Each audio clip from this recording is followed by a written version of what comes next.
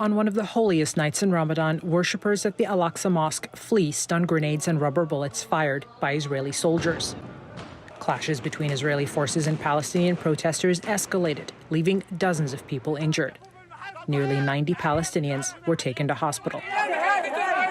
Tension has been mounting for weeks in occupied East Jerusalem after 6 Palestinian families were ordered to leave their homes earlier this year.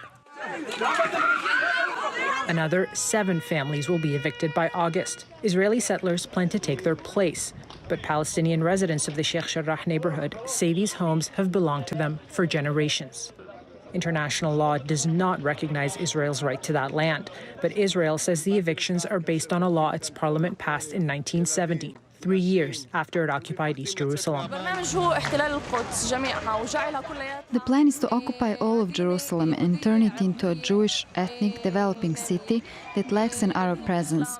And this allows them to occupy the Palestinian capital. And this allows them to get all the homes, like they did in Nakba in 1948 and in 1967.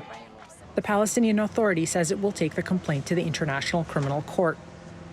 The aggression that is happening now against the inhabitants of Sheikh Jarrah neighborhood is a heinous assault. It constitutes a crime against humanity.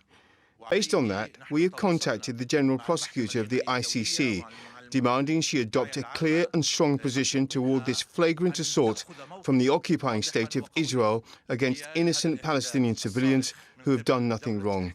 The president of the United Nations General Assembly, Volkan Bozkır, tweeted that he is saddened by the news that the Israeli police raided the Al-Aqsa Mosque in Jerusalem with sound bombs on the last Friday of the holy month of Ramadan.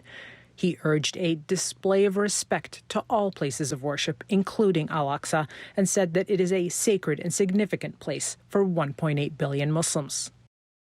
The Biden administration is insisting that all parties should remain committed to a two-state solution, saying, "We are deeply concerned about the potential eviction of Palestinian families. It is critical to avoid unilateral steps that exacerbate tensions or take us further away from peace.